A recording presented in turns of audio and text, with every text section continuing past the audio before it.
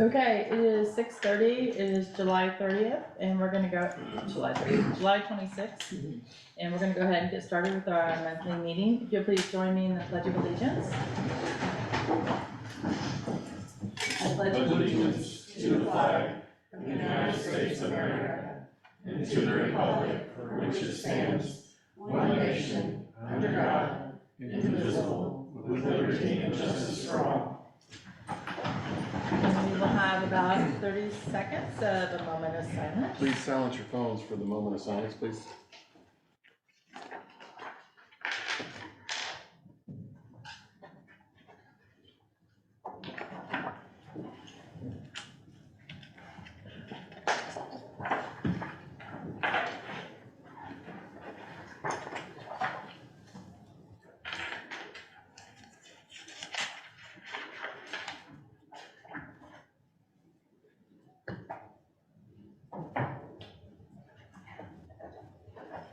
Okay, thank you.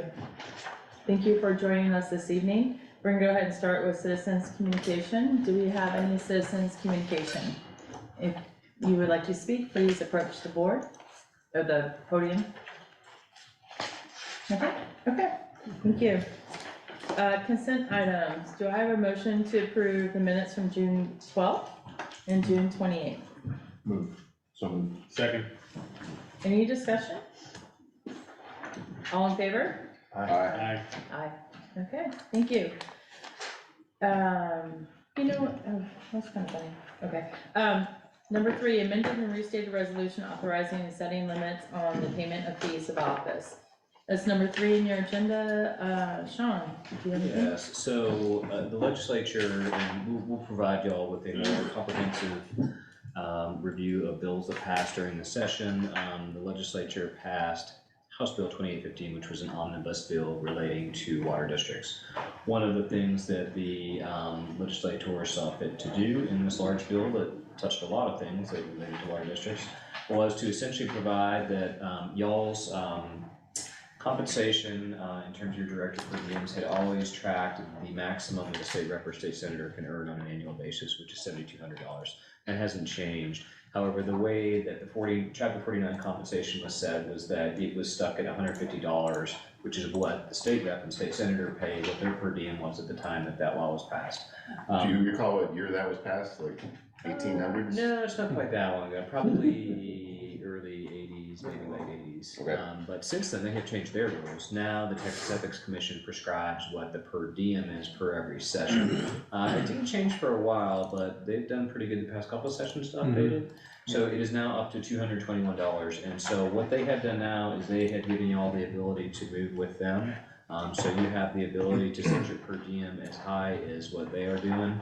The Ethics Commission usually acts or does not act. I think it's usually in about January of that must be before session starts because it affects their per diem. So it's a month or two before every legislative session starts. So you have the ability to modify your per diems up from what was previously specified in statute from $150, now up to $221. The way we've drafted this resolution, I've had a couple boards approve, is that on a go-forward basis, we would track whatever the Ethics Commission sets as the allowable per diem. But it's really a policy decision for y'all to make. The cap is remaining the same, or where's the cap? The cap stays at 7,200. So it's just how many meetings it takes to get to 7,200 essentially. Exactly. Yeah. Okay, so the way you wrote it was that we would do the 221, the current. You will track with whatever that is, so if by chance they come back 2 years from now and actually take it down, we move down with them, or if they move it up, it's incremental, it's never gonna be too unusual, but theirs was stuck, I think, at 180 forever, does that sound right? Yeah, it was 180 for a long time. And then it has been bumped up, I think, the past 2 legislative sessions, so it wouldn't in no way be ever exorbitant, because those guys work for at least 140 days, usually more recently. And then you're always going to be capped at 7,200. All right, so the bottom line is the fiscal impact on residents, it's not going to impact them any differently. So do I have a motion to approve the amended document? A motion? Second, okay, discussion? Yes. Yes. Or then we can go. No, go ahead, start. So you said it's always gonna be set at 7,200? The max is always gonna be, the cap is 7,200. That's in the statute. That could be changed in statute, but Okay. you guys don't But have the not ability. Yeah, fluctuating. unless that's changed by the legislature, that cap is always gonna act as your ceiling. Okay, I guess, just make sure that it reads this way in here, but I'm okay with the amount per meeting fluctuating, but I'd like to talk about it again before we change to 7,200. Well, yeah, you can't change this. No, we can't. No, I know we can't change it, but Oh, like yeah, if yeah, they change the 7,200 to Yeah, sure. 8,000, Yeah, yeah. I wanna talk absolutely. about it again before we approve 8,000. Yeah. Cause that would impact. Yeah, Right, that could- yeah, absolutely. Okay, any more discussion? Okay, all in favor? Aye. Any opposed? Okay, thank you. Proposal from McCall Dixon, audit services for fiscal year ending September 30th, 2023, and it's in your packet. Hello. Alright, good evening, everyone. I'm Ashley with McCall Gibson Sullivan and Barfoot. And as you all are aware, water code requires that your district have an audit performed annually and submit that TCEQ within 135 days of year end.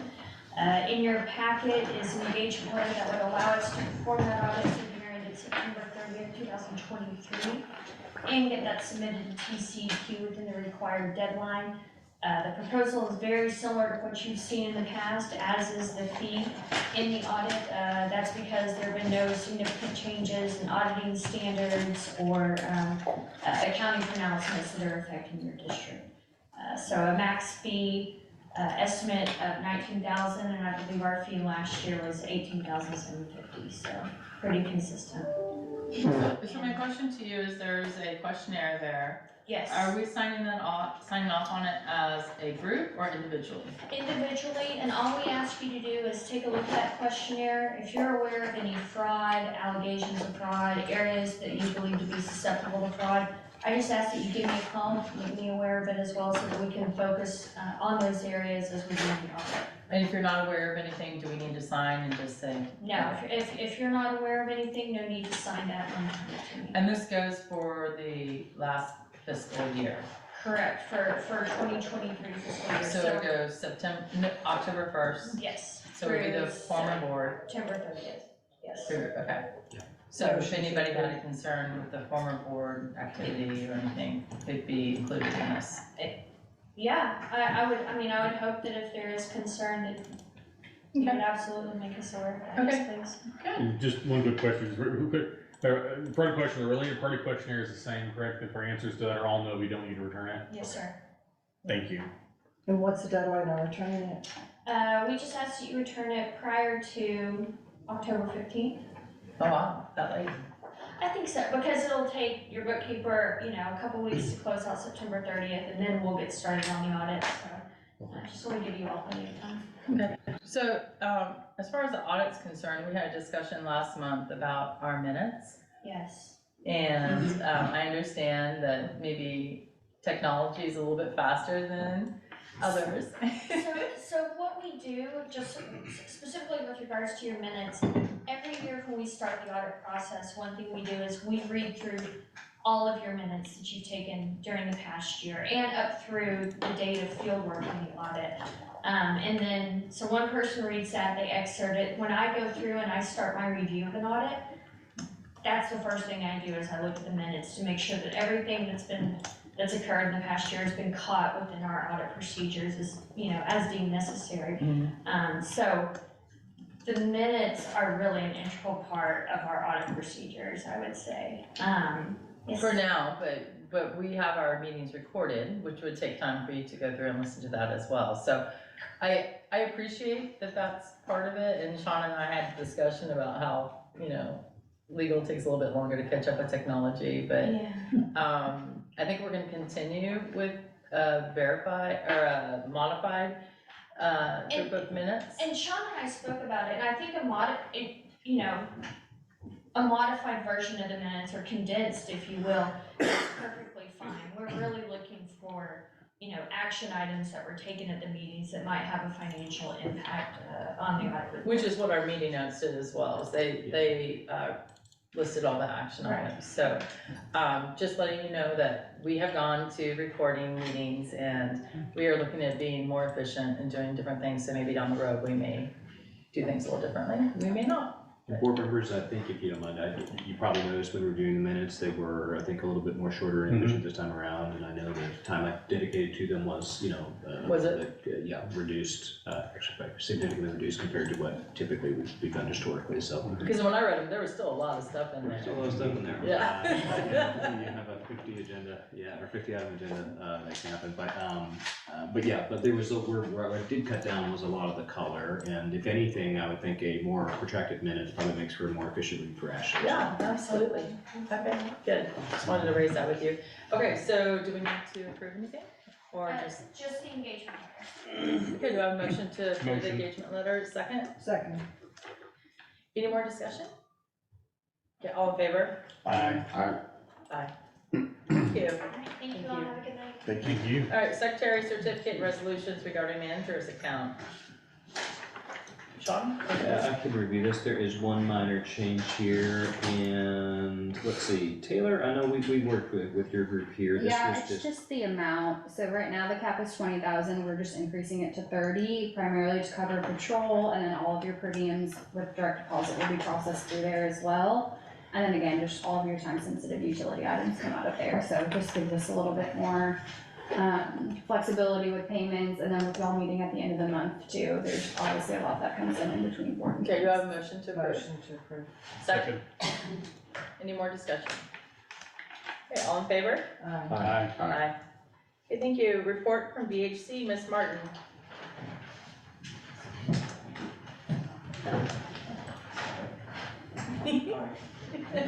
I sit at the back so I can make an entrance. So, the events that we have coming up, the biggest one is August 12th, which is our back to school. We've pretty much got everything nailed down, vendors, working with, my friend Lisa. And Amy, we have a meeting on Monday to finish being sure that we're all on the same page. But, it's a little bigger than it was last year. We switched out some, events. We had an escape house last time, and this time we're doing Hungry Hippo. So it's just gonna be a kind of a more interesting little event. So that's August 12th, from 5 to 9. Our camp out is September 23rd. October 7th is the Lantern Parade, and November 11th is our annual meeting, but I don't have permission to use the facilities yet because I hadn't asked. What day did you say Lantern Parade was? I'm sorry, the Lantern Parade is October 7th. Thank you. And we, since I was here, the disc golf, occurred at the end of May. I understand it went fine, participation and everything, no problems. And then we had 4th of July, which we had a breeze, so that was kinda nice not to be dying. So that's kinda all I have unless there's questions. Anybody have any questions? Okay. Thanks. Thank you, Ms. Martin. Okay, so nothing to, are you going to submit for your annual meeting? Yes, I submitted, Okay, sitting there. okay, thank you.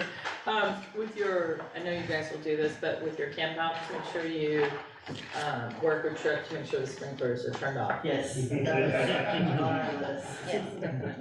Is Trip here? No. Okay, yeah, okay. Let's get a report from the general manager, Thank Lisa. Thank you. If I could, I'd like to call David Wood up. He's with the Boy Scouts of America. We actually did have him here quite a few months ago, and it was for a scouting adventure day. They've had some changes, and I asked him to come back just because he had a couple of items that he wanted to have done at Chancefield, and I thought it'd be better if they have any questions, they can just ask you. Yeah, absolutely. So, if y'all, last time I was here, we got approval for an event at Jumano, and part of that event was an archery range. And we went through our design for that, just a little bit of insight into how ESA works. We have to have all of our events approved by council. So there's a shooting sports, committee that has to review everything and make sure it's within the guidelines for risk management and stuff like that. They came back and said that while we had no space for the range, they had additional off-limits areas. Since it was it wasn't just a BSA event, they want to make sure there's plenty of space for that. Unfortunately, that off limits area included the building that's there, so we don't have the ability to use the facilities. Our request is that we can move that to the softball field and set up the archery range there. That gives us plenty of space for all the safety areas as well. And then we also would have ability to use the like restroom and stuff like that. So that's what our request is, just a change of venue from Jumana to softball. Great, okay, so do I have approval or a motion to approve the request from the Boy Scouts of America? Motion. Do I have a second? I'll second. Discussion. Director Johnson? Yeah, it just, the safety areas include the fence that's, or the creek bed that's behind the fence, the arrows won't go. Correct, yeah, so there's a minimum of 150-foot overshot area, so you have your range, but then there's also an additional 150-foot overshot area. And there's plenty of space within the softball field, even for the overshot area, and then there'd be additional space behind that. Okay, any more discussion? Was there any consideration at Concord? You have a lot more space over there. Agreed, however, since we will have young kids, we did look at Conqua, the distance from there to a restroom facility would be, Makes sense. Yeah. we actually would probably prefer that, but since it would take a long time to come over here, That makes sense. we wouldn't wanna have an accident or something like that. Yeah, hopefully one day we'll get restrooms there. Yeah, that would be nice. How do we make sure regular park goers aren't going behind the field or something like that? How do we rope it off or? We can do that, so that's one thing we were considering as well for Jumano. So we would put up, if it's okay, T-posted rope, with signage that says, leave in space, do not enter, et cetera. And then we'd also have observers put out there, to make sure no one's going back behind there. Yeah, work with Lisa, Yeah. definitely on communications. There's so many different access points to get back there, so. Yeah, and the softball field has plenty of space for safety areas and the overshot, plus some additional on the backside. So we're not concerned about that. Plus, we're using low draw bows, so they shouldn't be able to even go past the 150 foot. But yeah, we can put additional signage and observers back behind that. Okay, any more discussion? All in favor? Aye. Aye. Opposed? Okay. Thank you, David. Thank you very much. Okay, replacement of damaged mailbox by the kiosk at 502, 503 Catherine Co. So I did talk to Sean about this on his drive-in. So Sean, who wants to take the lead? I'm happy, I don't think Lisa's heard it, so I'm happy to. So I did a little bit of due diligence, actually drove past the mailbox on my way in. Just to make sure everybody's up to speed, we have a damaged mailbox. And we've had them in my neighborhood as well, to be honest with you, so I know it's something that occurs. The question had come up, my understanding in reading the US Postal Service's email, was it was originally put in by the developers. They're not gonna replace it, they're relying on a community group to replace it, and they suggested that the MUD could do it.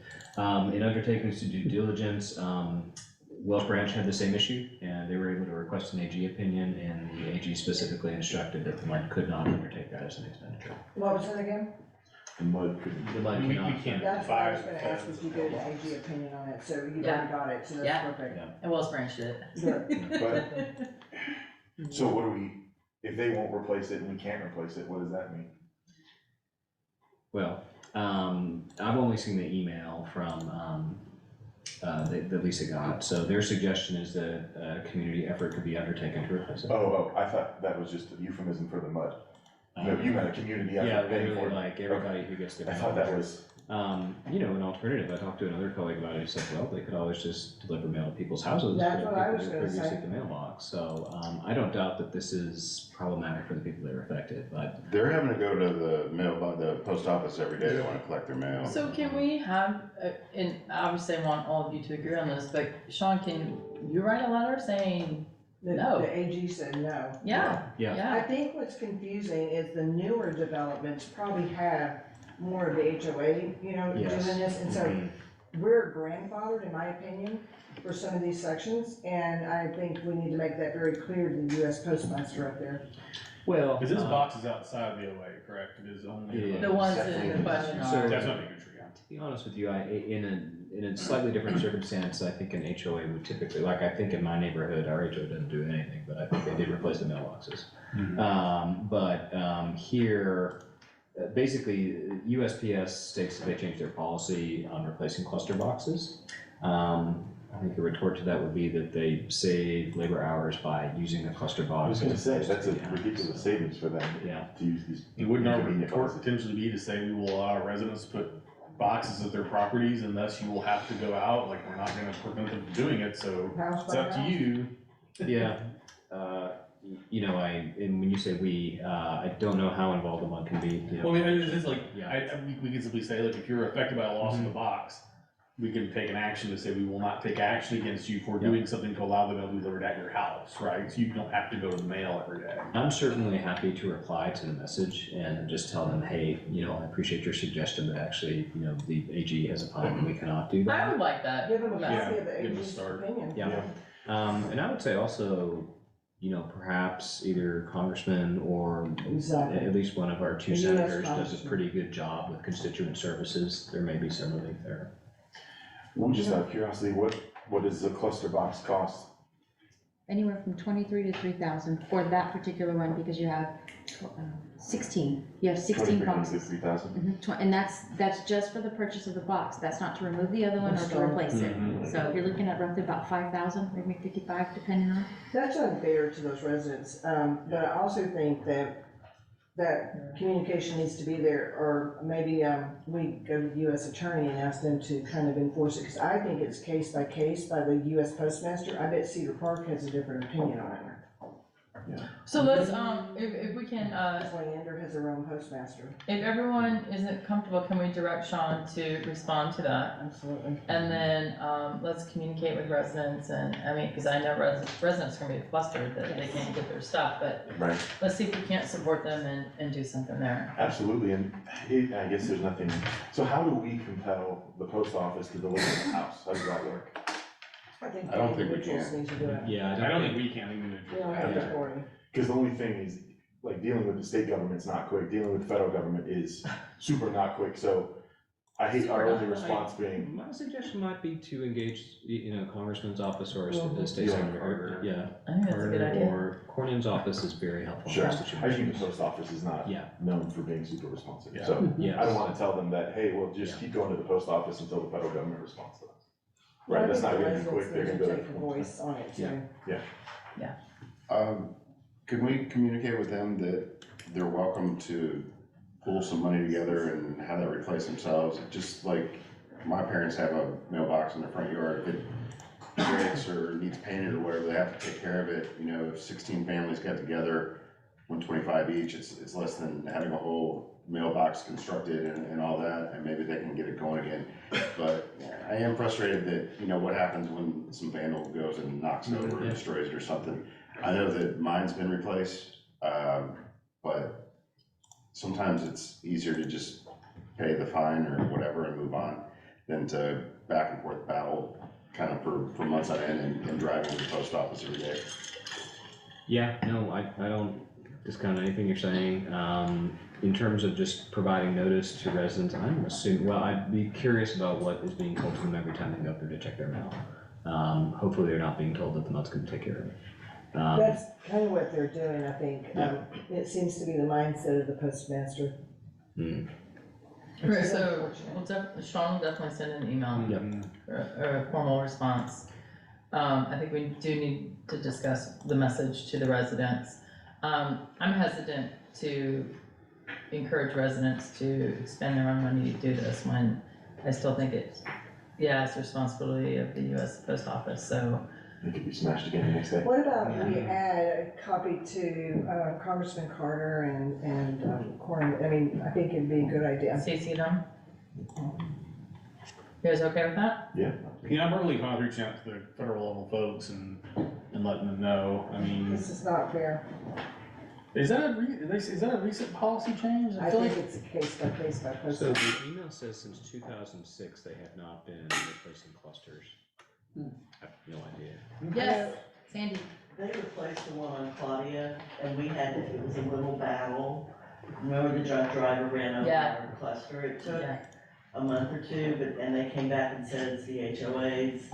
And, And you guys didn't do it? no, we didn't do it, they did it. But Did. it took phone calls into that post office. And that was in the last 12 months, right?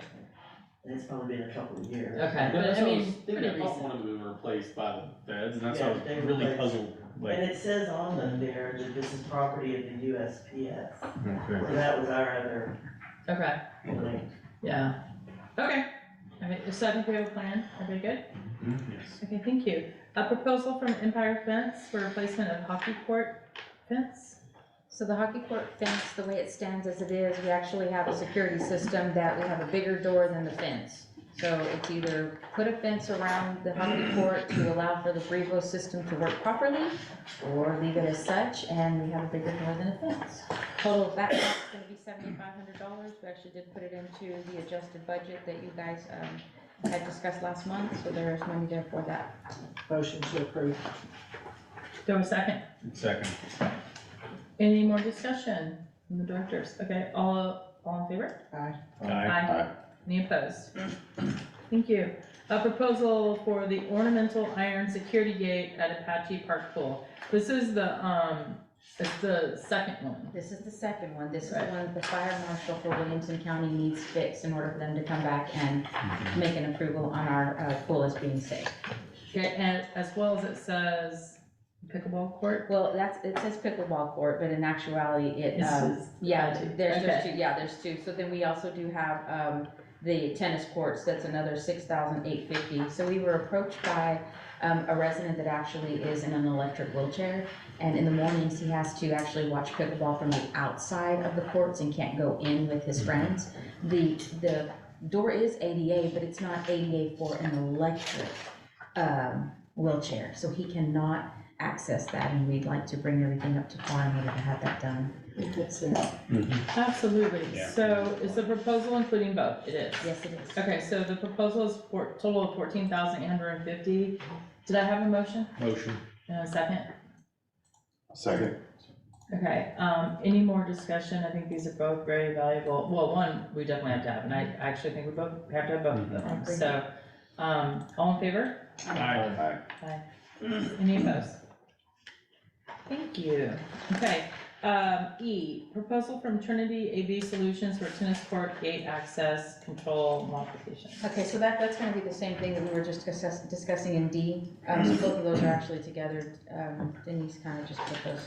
Okay, so we already approved that? Yeah. Okay, F, So, So, is that no action or? no, well, it's. it was action. included in, Included in the- D. Wait, so the cost, I'm just writing my head around. The 1,400 includes both D and E. So D is 8,000, okay. E is 6,850. Got it, For a total of 14. Okay, so, are we Thank you. okay with approving that? Okay. But we didn't need to approve it, it was included. Right, so we approve both of them basically, okay. F, proposal for Trinity AV Solutions Community Garden Gate Access Control. So I just wanted to bring this to y'all's attention. We have residents, obviously, they're out there using the gardens. One of them actually mentioned to us it'd be great to use their key fob. And since we do have it in the system, I just wanted to bring that to the table, let you guys, consider it. Total would be $3,081.16. But again, it's just making the Brevo system be more robust for the residents that are looking to utilize that area. Would that also, the community building as well? Yes, ma'am, that's So correct. there'd be access to their, So I will say, I am in huge favor of this because having been a member of the community garden, that darn, lock gets stuck and it just, like, half the time it doesn't work, and I've had to run out there and help people, and sometimes we've had people locked in there, How far is the electricity gonna have to be, do we discuss yet? Go ahead. Do we need to have a motion to discuss, right? Okay, do I have an approval or a motion? I'll move. oh yeah, you got a motion in. You'll second. Motion and second Second. discuss. yeah. Okay, go ahead. Do we have electricity there? It seems like that might be difficult to get there. We don't have electricity, it's less than 100 yards, but we would have to run a line in order to be able to tap in from On the top of Toronto this? building. So it looks like it's $1,400 total. And are we planning to have everybody that has a card has access to everybody's vegetables? Or is this going to be on a, per garden bed? It's my zucchini. It's gonna be, if you have a garden access, then you're gonna be able to, on the Brevo system, we'd add them to the garden group as well. Okay, So each area has a different system and timing system. okay, and then the card for getting in the building will be another That would be restricted different, access as exactly. well. Exactly. So would the fire department and, the city of Cedar Park have a Revo card? That would be kinda nice, cause we could remove one of those.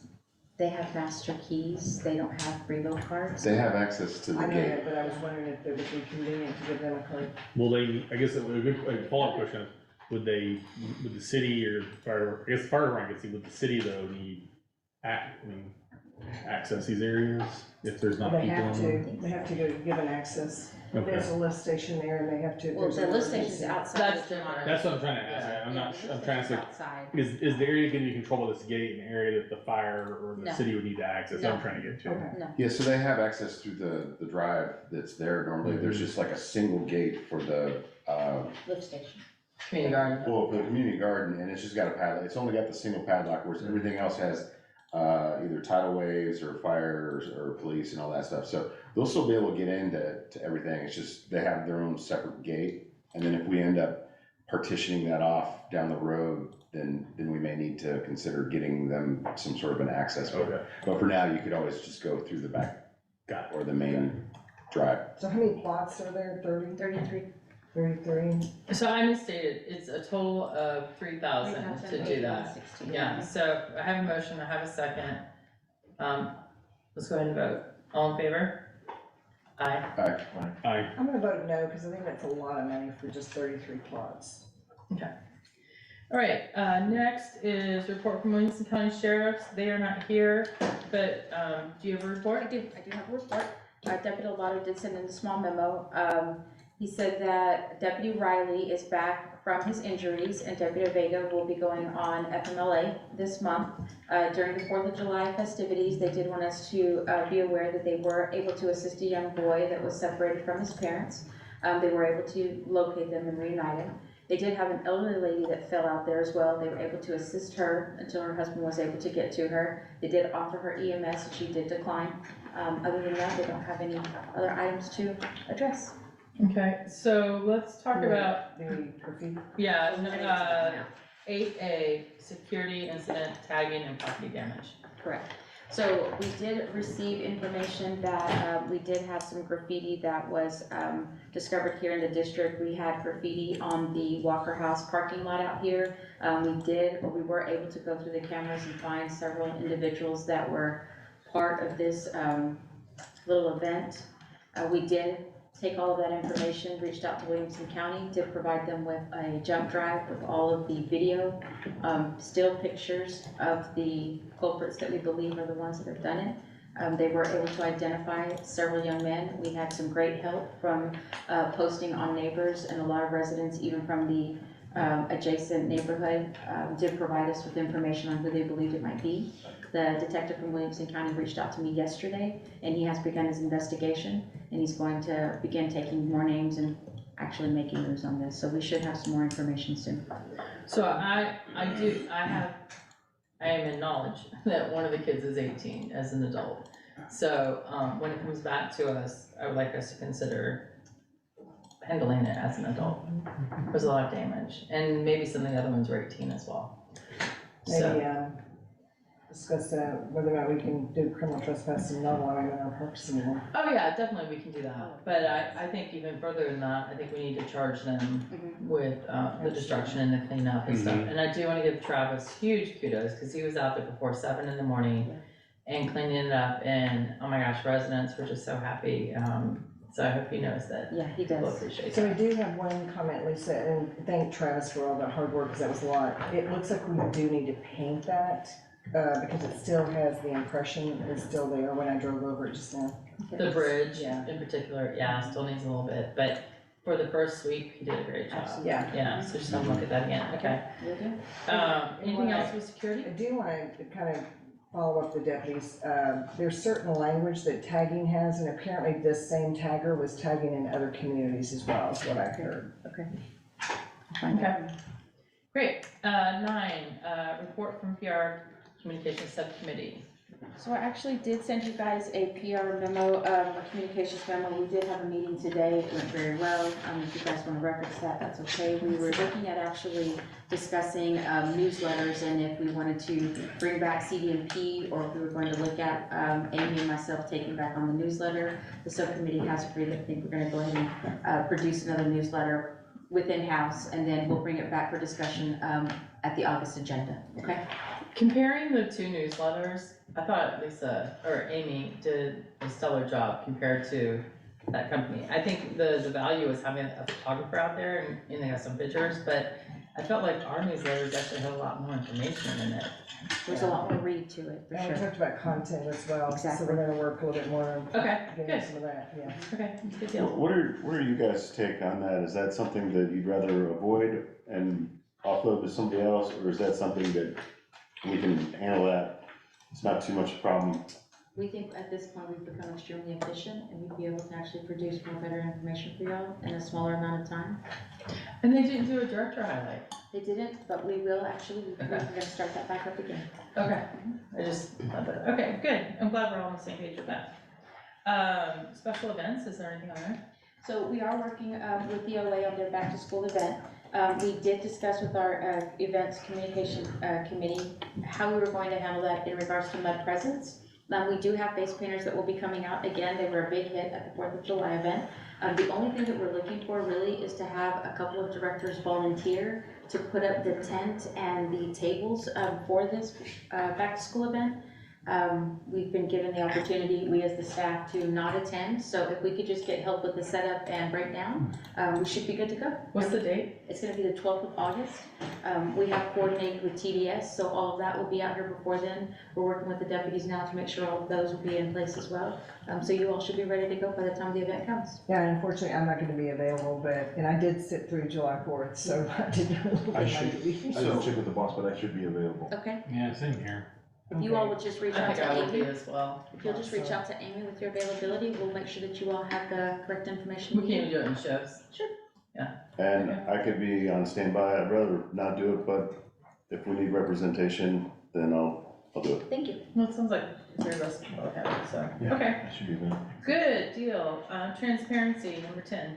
I don't have anything to I don't know if you have anything on that, okay. Resident survey. I have a question on that, last one. I was just curious on, equipment for the internet. So I have reached out to my sales rep. Everything that we've had done thus far by construction, they have been done, they are done with us. The sales rep is now looking for our equipment. So as soon as we know where they've located it at, we're ready to go. We're getting closer, Close. inch by inch. Really? Literally. Okay, resident survey. I'm really excited to see where you guys are with this. So we actually don't have too much of an update in regards to the survey. What we're gonna do is with the subcommittee for communications, we're gonna get back together with CDMP, meet with them, and then for the board meeting in August, we're gonna bring that information to you all. We're gonna make sure that we have a lot more movement. So our contact with them so far has been at the general board meetings, and then we haven't locked down anything, so I've asked the office to set meetings for the subcommittee, and then we're gonna start locking down dates, when are we gonna have the Yes. questions, when are we gonna review, like, Exactly. we're gonna lock everything down Right. and then Good, start because executing. that was a priority. Yes. to have this. Okay, good. I'm happy to hear that. All right, restricted covenants. I understand Cam is not Wait, here. Item 12, Item are we 12. are we postponing that No, one? no, we need to discuss item 12. Nope, I want to skip it. Well, some of these things, they get delayed. We're so- moving very fast, David. You'll want to discuss item 12, this is actually for our phone system. We haven't had a lot of happy residents because our phone system is so outdated that I am having trouble when I'm rolling phones or when Amy's not able to answer and so forth. So I reached out to actually Crossroads to find out who they've been able to utilize in the past. We were given DataBox as a contractor. We reached out to them and we're looking at purchasing what they have available for us, which is a cloud system that would allow for us to be able to upload voicemail and everything would come over more crisp and clean. We'd be able to actually manage the phones, rolling them to the cell phone if needed or whatnot, and this would help residents a ton. Instead of them coming to, we have a lot of residents that are just in the loop. Yeah, this is typical VoIP stuff. Exactly. And I can't even get through sometimes, I've had the same So, issue. Lisa, one thing that our company has switched to is Teams. Mhm. And that's who we use for answering our phones, and all the voicemails come to me, and So it can be answered on the computer, so it might be worth looking at Teams. So if I can, I actually did look at Teams with DataBox. Unfortunately, we don't have 5 or more users, and so it would be a huge cost to the district for only 2 people. And that was the only reason. If we had had more users, we would have been Makes able to have sense. all those features. They are wonderful features. Yeah, they We are. were kind of sad that we Could didn't you- have them. Could you include the directors? We could, but then you all would each have Yeah. a cell phone, I mean, a number as well. Oh, I was just thinking like Teams meetings. Yeah, we would need to have. It would actually give you all, each a number, so, Yeah. yeah, That's Okay. okay. yeah. All right, well, thanks for looking into that and Sure. good suggestion. But the So minimum there's cost no for this is action? it actually comes out to $60.74 a month to be able to maintain the cloud system as well as being able to have the phones themselves. So that total amount is gonna be $60.74. Would you like a motion? I would like- Motion to approve. Second. Question, is there any savings associated with not having to have the phone, the actual current lines? No. No. Okay, all in Or favor? you will keep the same phone number? Aye. Aye. Okay, thank you. All right, can we go to restricted covenants? Subcommittee? So, Lisa, if you wanna go first, or, I'll actually defer you all, know that we just. sure. So there's really not a lot of update. I would just say that some of the stuff we discussed in executive session is still proceeding. There may be more to update the board on in the next meeting, or possibly the next one.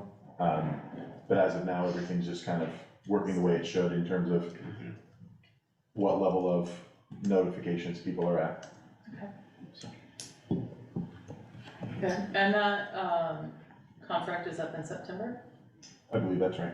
Okay, so you guys will pull that with our other contracts and. Yes. Okay, good deal. So nothing on 14A. No. Okay, Yeah. all right. Well, I guess they're still trying to discuss with the resident, right? I think is where we are on I that. think it's out though, right? Well, I don't know if we have any actual particular update on this one. No. Alright. Alright, update us when you can. Alright, good deal. Finance and audit. Alright, y'all have a copy of your bookkeeping report in your packet. Again, this is still that new format that I know everyone's getting used to. I do just wanna point out on page 3, this was a topic of conversation during our B&I subcommittee meeting. We are back up in our reserves, which is great news. So I know we've had some discussion with Lauren as well, so just wanted to point that out, that we've got 11.9 months, which is great. 11.9 months back in our reserve. That's awesome. Yes. Other than that, kind of the standard report for y'all, we've got 2 transfers this month and no investments for approval. I did pass out that supplemental check register, you had 1 void, again, mail system, didn't get that check, so we're reissuing it, and then the rest of your credit card payment. Did the check go out to Lifeguard for Hire? It did today via FedEx, so we have a tracking number and it will be delivered tomorrow morning. Okay, thank you. Okay, do I have a motion to approve the transfers and checks? Motion. I'll second. Any more discussion?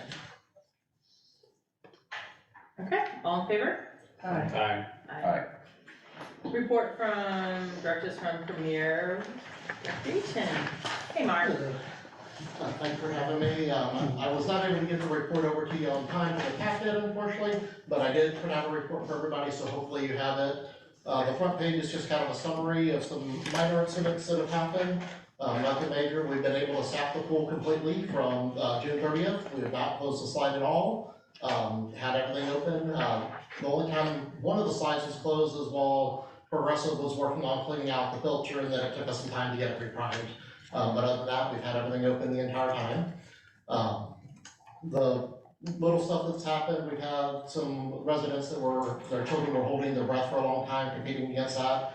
Possibility of shallow water blackouts, and we've asked them not to do that. After the second or third time, they got upset with us and kind of called us out on that, but again, we're just trying to be safe.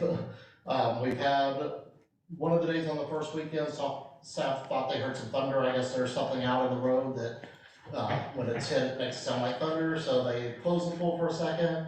I happened to be guarding over in Apache at the time and got the message, and I said, well, let me double check everything, and look, there was nothing around, so I called them back and said, no, reopen right away, please. But they did a good job, because safety comes first, we want them to clear it in that case.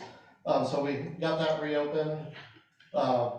This past Saturday or Sunday, when the storms did come in, they started about 5:45 with thunder, we closed both pools. Staff stayed around till about 7:15 before, it was continuously thundering. So at that time, I went ahead and let them go, but I had them put signs on the doors, physically lock the doors with a key so that the Revo system wouldn't, allow them to come in. Thank you. And then the last incident, well, I guess there's one more that happened since then. Yesterday, we had a patron who, their son was used to going on the slide, so claims they have been for the past 3 years, their own swim team. Unfortunately, when we checked the height, they were about 46 inches, like a good sized gap under that bar. So I had to let the parent know that unfortunately, we have to follow the rules of the manufacturer and the rules set by the board. It's a safety thing, we've got to do that. So I've asked all of our staff to make sure we're enforcing that, and that's where it is. So my understanding is part of that is the flow of water that goes through there. Is when we looked at this last year, it's not just the height and if you're a good swimmer, but the power that's going through and pushing that, and that has something to do with the height. So, Yeah, it's the flow of water, it's basically whatever the manufacturer says, puts in their paperwork as their guideline. I highly suggest you don't go off of that guideline, because if something does happen, then we're all in trouble. Well, and our insurance is, Yeah. we have to follow, what our insurance is saying as well, so. That's unfortunate for the kid that's the swimmer on the swim team, but It at is the very same time, unfortunate, like you said, and I don't mind doing some more research on the slide and trying to find out if there is anything in there, then I'll bring it back to you and make that suggestion. would you do that? Yes, Absolutely. I agree. I would like to know that. I know other areas do. Like, for example, Veterans, I know, you don't have to be however tall, but if you pass a swim test, you can be shorter, which is fascinating because, like, if it is not your quality of swimming, right, then why would it matter how good of a swimmer you are? But nevertheless, I'd like to know if there's any manufacturing guidelines about being a good swimmer, just because. Absolutely, I mean, we have a guard in the water, receiving them, so that's not an issue either. My main concern would be is it the water flow that could project them off the slide. Yes, of course. That would be the biggest concern there. Yeah. So I will absolutely, Lisa, I may reach out to you and see if we can find the manufacturer and get that paperwork. Yeah. And- I think that's Splashtastic, I think it is, Okay. we'll get that. So I got a question. Yes, We had discussed, doing like adult swims or, swim breaks. Has that been implemented and how difficult has it been, or? no, coming in the middle of summer, I don't want to implement it this summer. So that's something that I've decided to wait, and if we want to go that route, I personally think it's a great thing to do for safety reasons. You're pulling the kids out, giving them a chance to take a restroom break. A lot less fecal accidents happen when you do that. But it's something that coming in new, we don't want to change right in the middle. When I found out it wasn't being implemented at all, I didn't want to change that on them, so. That makes sense. Can we make sure to get that in a newsletter before the next season opens up? Yeah, if we're gonna switch to that, Yeah. we wanna educate the residents, yeah. We don't want your lifeguards being the only one educating our residents. Exactly. Thank you. The other incident that just happened, literally as the meeting was starting, we've had a couple times that we've had to ask people to toss away alcohol or remove it from the pool area. And that just happened again, and we've actually had an incident with the same family before. When I went up to talk to them, they had just had sparkling water in their koozies, but the staff are positive they saw Modelo's in there and found cans in the trash can. So it's just something that if they see it, they are asking the residents to remove it as per the policy, and they were upset and wanted to talk to you about it, But they left. but they left, I discussed with them. Okay. yes. And then, my staff did reach out and say thank you for the support, I guess you sent us some additional support over there, so thank you, I appreciate it. You're welcome. Oh, thank you. Um, All right, Mark, thank you so much. Anything else? No, just on the back, you'll find our, clock-ins. There may be times that you don't see a second person, that's probably because myself or my director was out there covering. But we always did have proper coverage, I can assure you. We had, at minimum 2 guards on duty at Apache, at minimum 6 guards on duty here. And getting that coverage and making sure everybody's staying safe. And then How are the chemicals going? the chemicals are going very well. There's been a couple days that pH has dropped to 7 or 7.1, but we've been able to adjust it, working with Progressive, and it's gone right back to the 7.2 or 7.4 for the pH. Chlorine's okay? Chlorine's been great.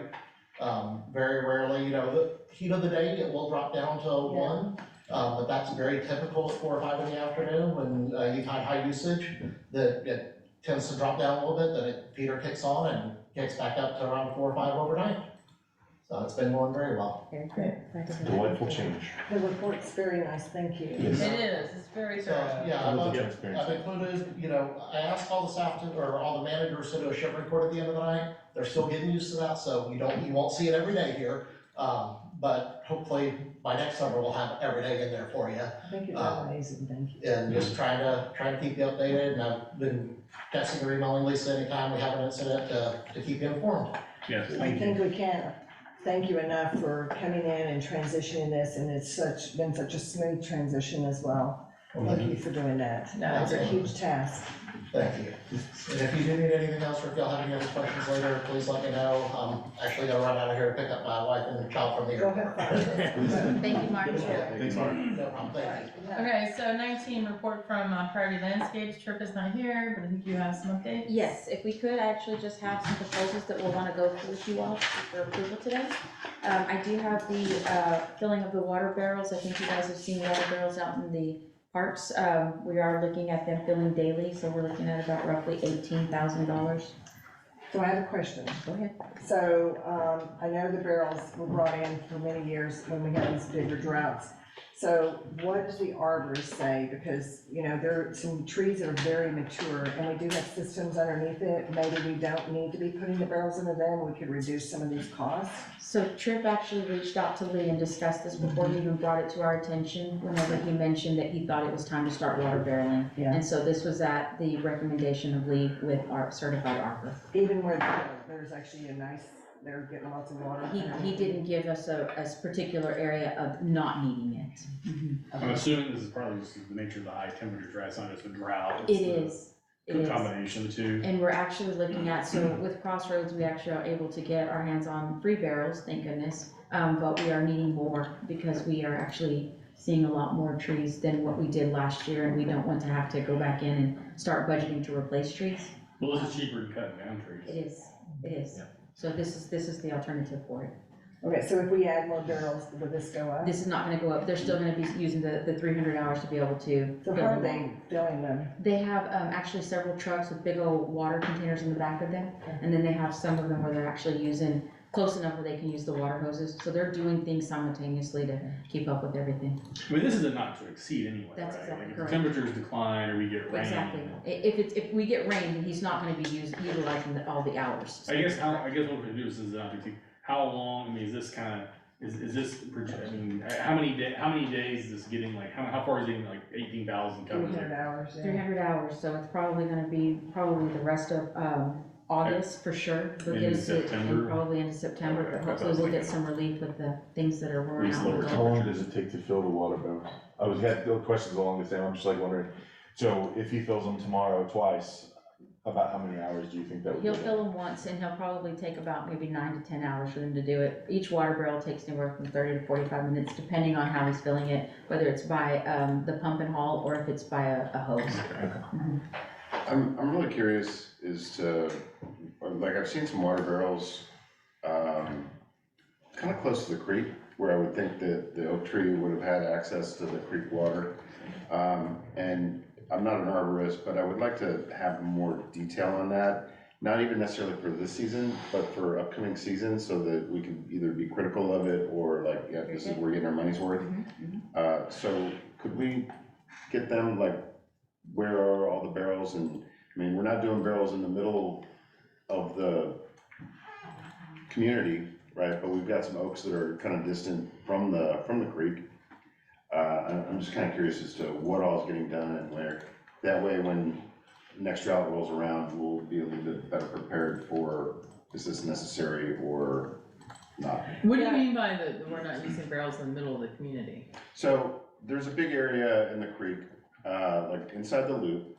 The creek goes to one side, actually, there's 2 creeks that go into there, but there's a lot of area in there that's kind of been cleared out. That is definitely very distant, big oaks. Are we putting barrels there? Are they all in just Humano? Are they on both sides of the creek on Humano?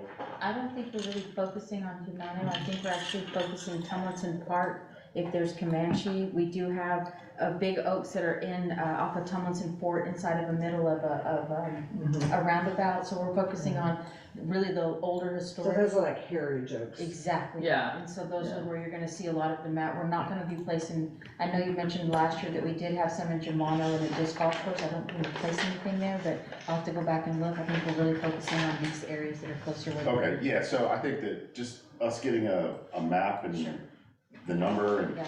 how much we're increasing, we want them there, then let's I'll have either. more. Actually, it's like, maybe, I don't know if it's necessarily an agenda item maybe, but maybe we have like a report, if Trip comes, if they come next meeting in August, say they bring the Yeah. arborist, because I guess one thing I think, one, either this covers in September, I've heard some people talk about we may not get real relief till like October, November, right? But Yeah. just the way things are looking, like we may just be dry until Thanksgiving. And so if we're gonna have to kind of continue this, just a drought, even on top of the temperature, right? I think we could have the arborists kind of come talk about where we're at risk and what kind of costs we might be in on and things like that, if we're gonna have to do this past September. Do we have access to the water in the creek? Well, Are we that's what I able was to put a just about pump, to ask. somewhere near there and just basically put a little slip and slide hose on there and? But I let just them don't all- know how much water. So David, is that US Waterways? Yeah. Are we allowed to pump out of it? No access to I that? don't think Okay. so. Yeah, you probably can. Legally? Keep it below the radar. I think it's a no. Well, the other question I have, Robert, I think, I get what you're saying, like, given the general drought, I don't know if, since the creek itself is somewhat intermittent in places, right, I don't know if, like, the quality of the water, one, and then two, like, how long we could be able to do that, if we could do that, like, If the creek is flowing heavily, then we don't have a water issue, Mhm. right? The great thing is this creek never dries. Cool. Right, but it's pretty low and pretty. I was in there a month ago, and there were definitely some real low Yeah. spots. And, Okay. So, I don't think we got a motion to approve this, proposal 2705. Move. So I guess, Second. the only question, oh wait, that was motion second. Did you second? I will. Okay. So my only question is, I know that we're going off the way Trip, not trying to question him, he's not here to answer the questions, but, and I know the arborist has said we could do this, but, these are like heritage oaks, and some of them probably do need the water, but I mean, shouldn't they be able to sustain some of this heat, or is it just, We'll have to ask him. I know, it's one thing I'd like Yes, to. ma'am. So we're gonna just approve this, and if he doesn't use the hours, then obviously it's on 18,000, okay. All right, Okay, all in favor? I'm gonna Aye. vote yes. Okay, thank you. B, proposal for invasive vine control in trees, native area behind Walker House. So this is gonna be out in Tomlinson. We actually have a veteran walker here that brought this to my attention, and Trent did mention it. He said if we could get the full 200 hours, that would allow for him to actually really go in there and remove all these vines. I asked him if there's a history of removing these vines. This has never been done. No. It's never been done, and he said if we could even get 160 hours, he said that would allow for us to get really the bigger stuff up front, and by doing that, hopefully the other would die. So that's a possibility if you guys wanna cut down as far as hours are concerned, but he does recommend this, and this was, like I said, brought to our attention by a resident that walks. So this is proposal 2706, is for 17,000, which seems a little steep, and we're removing invasive vines that we've never removed before. Do I have a motion to approve? I'll make a motion because I want to discuss. Yeah, and do I have a second? I'll second, discuss. Okay, discussion, Director Shoemaker. I guess one concern I have about, I get it, doing it right now would kill the vines. I have a little bit of heartburn that given the dryness, this is fuel if there's any kind of fire. So that's kind of my heartburn, is like, I have a little heartburn about creating fuel that we have no plan or prospect for removal in a forested area. Good point. Like, I mean, we've been lucky, I don't think we've ever had a wildfire here, but that gives me a little bit of heartburn given the dry conditions, and it's been windy and, low humidity sometimes, and. I'd be happy to have it approved and like time delay until it starts raining again or it cools down. Are you- They don't need to do it tomorrow if we approve it, right? We can have them start it in I agree with October, David. September. So, I just so I'm clear, are you saying you'd like it removed because it is a fire hazard? Well, no, I'm worried that if we go through, if it sounds like we're just cutting them, leaving them to die. Oh, yeah, that's my kind of heartburn, yes, this is probably the right time of year to kill them, right? It'll dry up and die real quick, but Yeah, You're just getting killed.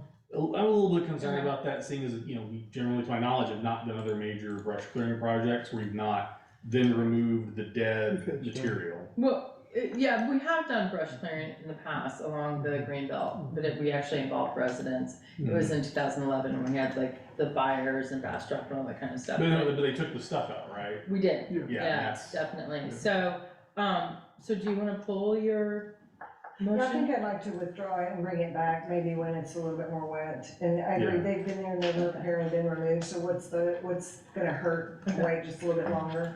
yeah, 'cause I Everybody- get the idea, if this is a tripping hazard, we wanna do something, maybe next meeting we can bring it back to talk about out, and also again, the other thing too is if all of this, the other question I have is all this area accessible for walking, right? Are we gonna be having to go back there and cut vines where no one can walk anyway, so.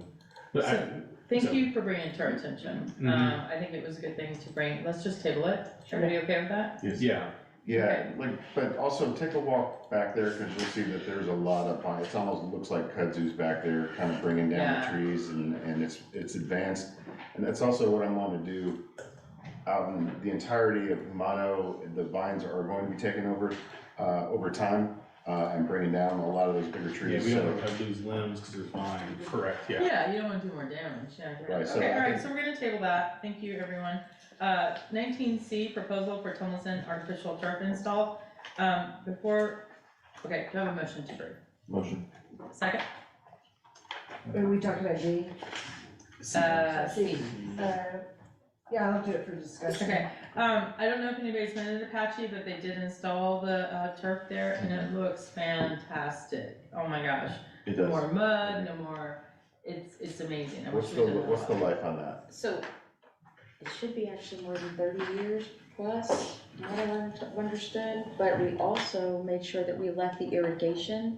From what I understand with turf, obviously in the heat, it's gonna be super hot, but with the irrigation, we turn it on, and it literally brings it down by about 15-20 degrees.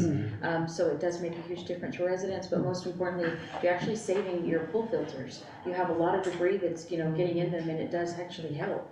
So it is. Because we did the first one in Tumlinson, and it was really, We did, yeah, and then we just That did was nice Apache, just like last week. because So- all it was the mud slopping. Right. Yeah. Okay, any more discussion on C? All in favor? Aye. Any opposed? Thank you. Okay, 19D, proposal for Walker House back porch landscape repair. Proposal 2725 in the amount of 3162. 3,000. Yeah, I'll make a motion for discussion, but, Okay, second? I'll say. my comment is we should hold off on any planting until we're out of the drought. So let's bring this back kind of when we, Concur, I think this needs to be done, I just hate Yeah. that idea, we're gonna bake these plants. Okay, so let's table that guy. We won't vote on it. Okay. Thank you, everyone. Okay, 20, Director Young, Humana one-year goals. I think you touched on this last month. Yeah, Anything unless there's, new? I think everybody's had a chance to cook, we can go ahead and talk about it, but, other than that, we can close out this item and go in that direction. Do we wanna discuss? Well, I think, last time we talked about that this needs to be part of the budget discussion. Like some of your ideas, so Yeah. can we just move that to budget discussion? that's what I was gonna recommend. Yeah, but any other larger directions that wanna be put out there beforehand would be great. But, we can close this item and just let it be a budget item, Perfect, and we'll start working in that direction. thank you. 21, report from amenity subcommittee and related action. The memos in your report. Do you have any Very questions on good, that? y'all did a great job. There's a lot of stuff in here. There's a lot in there. Like I said, if you have Is there any questions, anything, some of these items, can we just push them to the budget discussion? Yes, I recommend Yeah, I the think a majority lot of them of do. them, The ma- yeah. Yeah, this is just a really good conversation That's that we just an had. overview, yeah, exactly. Absolutely. Okay, so, 22, report on pickleball meet and play. I did attend that at the end, woo, it was hot as heck out there. But they had a great showing, they really did, and, when I left, all 4 courts are being utilized, and none of them were part of the meet and greet, they were just out there playing. So I do know, Cynthia that ran the program, she had a lot of really good suggestions, so if you wanna share that?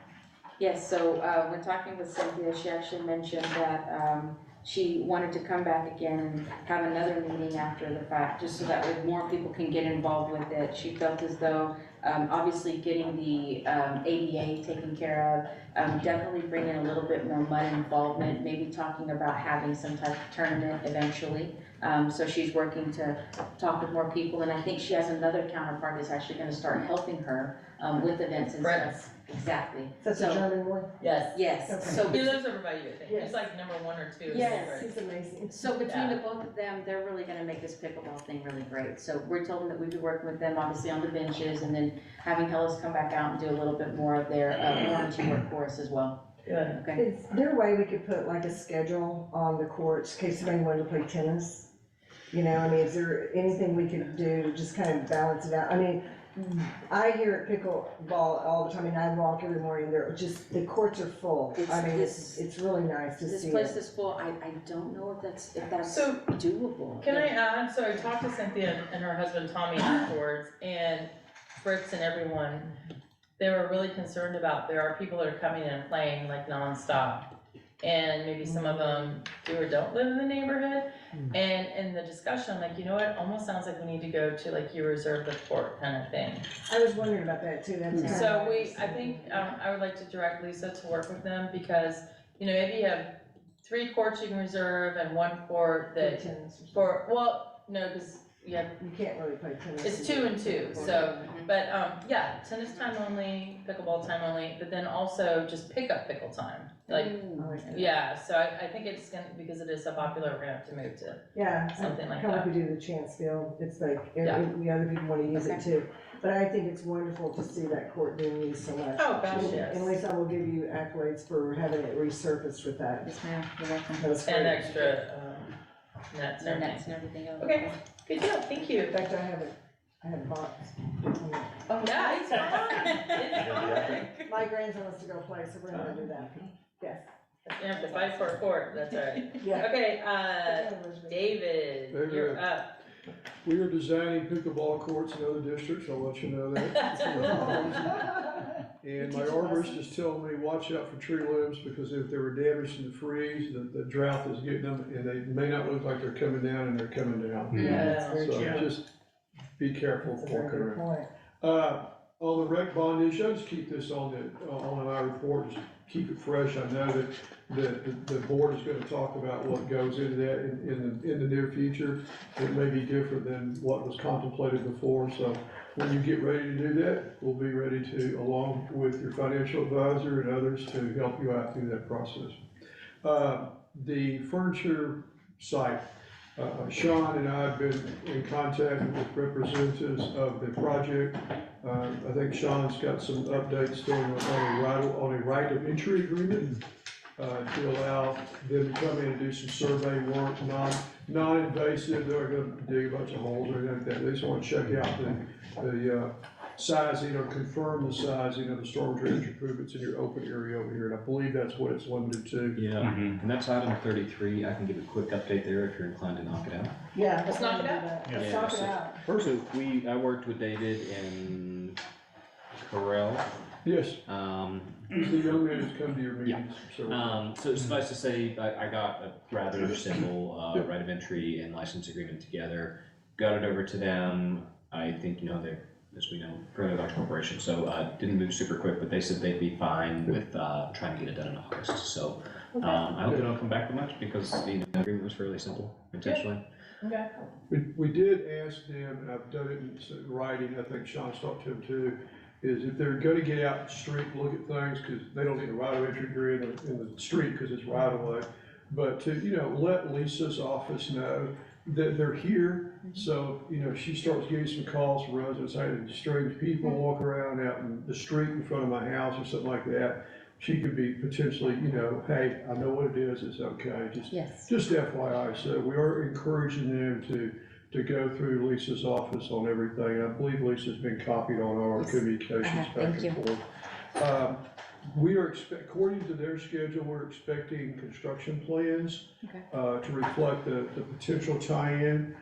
Next week, they said about August 1st, so I'm not sure if they're gonna wanna go out and look at the facilities. They already have the plans from us, but they may wanna verify a few things before finalizing their first submittal.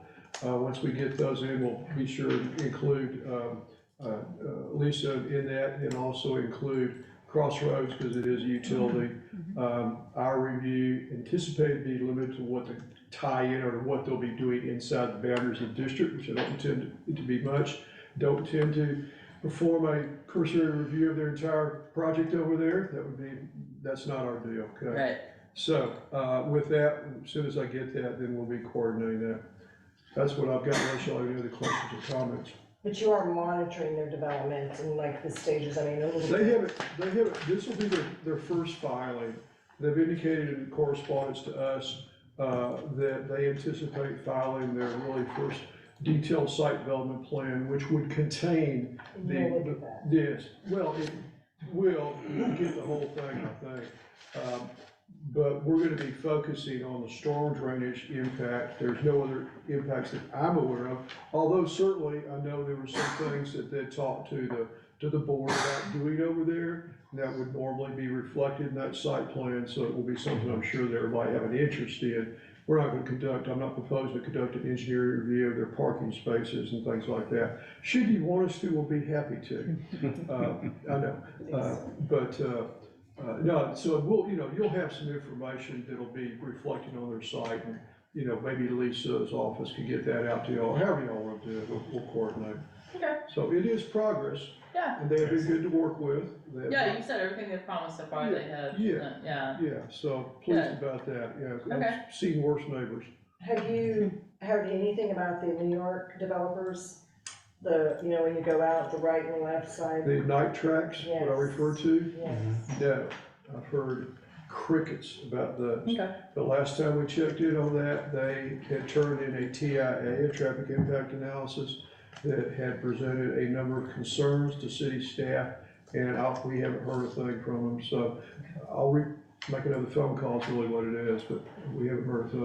All right, thank you, David. Of course, thank you. You're welcome to stay, or you're welcome to head home. Unless y'all have something, I'll be happy to discuss myself. Thank you. Very much. Okay, so we're gonna go ahead and hear, Thank y'all. the report and direct us from Crossroads Utilities on the operating side. I'm gonna let Lisa go ahead and do the report, and then, under legal, we have operation and service agreements, so I'm gonna pull that under there. And Andrew's here to speak to that, so. Okay, thank you. You can find a report behind tab 24. On page 2 of the report, you'll be able to see that we do have all of your lab results coming back satisfactory. On page 3, we do have a water loss coming in at 17.96%. I do have James Shealy with NRW that will be actually starting in the district tomorrow on that leak detection, so we can actually find out where the culprit is at. Yeah, that's growing. When he's in the district actually doing that, he's also going to be working with our Spyglass app. So that way, any area that we are able to find an issue with, we'll be able to upload all that information into the cloud. So not only are they working on our lines and stuff, but we'll also start seeing, repair information in there, which is what we're doing it for. That's awesome, I You'll be love able to that. see some of that. Moving on to page 4, you'll see that all of your receivables is looking quite well. We're doing very good on that, and you'll be able to see that we did have a huge credit in your 120 days. We've taken care of that, and so you'll see that come down in our next report. We did send out 218 letters of collections, and we did do 10 terminations. We don't have any write-offs to report, and if you guys have any questions, I can answer for you. Okay, so nothing to approve, right? Nothing to approve. Okay, great, so, number 30 is, I'd added operation service agreement under legal, as well as Cecilia did under other discussion.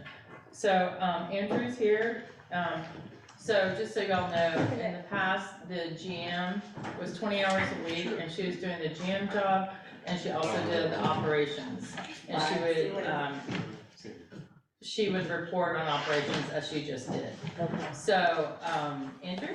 Yeah, so one, that agreement is set to expire at the end of the fiscal year, so at your next meeting, we'll propose any changes to that agreement, and make sure that if there's any monetary financial that we include in your fiscal year budget. Yeah, so it was mentioned now that Lisa's gonna be exclusively working for y'all under this GM agreement that you approved in June, we would need to assign a new operations representative, and so his name's Ben, he'll be at your next meeting, he had a conflict tonight, Ben Angelina. So I'll have him at your next meeting, introduce him, and so his role is gonna be to coordinate with our operations side on the water system, wastewater system, parks, but also coordinate, of course, with our staff, Amy and Lisa here. So that was just, I think there's some confusion about how that's gonna work, so that's our decision, just to keep that separate as it was when you had Tanya as a GM, and you had Jacqueline, it's gonna operate the same way, so. Good, I think that's a good solution. And Ursula, just so you know, these items that I put on could just roll into what you're talking about. No, let's, I wanna save that, because we've got other stuff that we need to reach in, if you don't mind. So thank you. Do any directors have any questions about the operations contract with Crossroads? And so Lisa will work very closely with Ben. Yes. She'll still give the report, and Ben, I thought Ben was gonna be here. Well, yeah, we'll work that out, yeah. that's Okay. kind of just a logistical Yeah. detail, but, you know, the main thing is his coordination with them on, hey, there's a water loss, this is what we're doing on that, so that she's apprised and y'all are apprised as well. yeah, so what I thought what you and I talked about earlier, and Sean and I talked about, is Lisa does give reports for other contractors, and so it wouldn't be different for her to give that update Okay. in our meetings. So we'll work out what works best, but, okay. The bottom line is they're gonna work very closely Yeah. together, so. Okay, good deal, if you don't mind staying, so, okay, so there's no write-offs, let's, TDS, any updates? You all saw that they are starting at 6 AM in the morning, which I think is great, protecting their, employees. They still didn't hit my house till 7:30, so I luckily was able to run my car and got there. But, do y'all have anything to report on TDS? No, nothing. Okay, 26, stormwater? Nothing. Okay, services subcommittee, anything else y'all have? Any Yeah, we've got some future meetings that. Okay, good deal. So legal, so, Sean, your report. Alrighty, thank you. And let's see, I believe that we are done. The one attorney directive was completed. Under agenda item 29, so it is time for tidal waves contract review. I worked with the subcommittee who also had some interaction with tidal waves, and so I believe I don't have the. They got emailed today. Yeah, and Yeah, I've got some Denise hard said. copies. Thank you. Anybody else need a hard copy to develop? I'll take one, because I didn't have time to print it, which is a problem. If you have one, if not. And so, I've read it a lot. Right, shoot, and to be honest with you, not a lot of wholesale changes here by any stretch of the imagination. Fee has stayed the same. A few tweaks here to remove the requirement under, let's see, section 2B. For the coaches to be certified as lifeguards, there is a separate requirement in here that Tidal Waves would provide lifeguards as necessary, as required by essentially any regulatory entity. And that, of course, goes to some of the recent state law updates that we had talked about. I don't think that there is a lot of change through the meat of the agreement in terms of the basic everyday sort of functionality.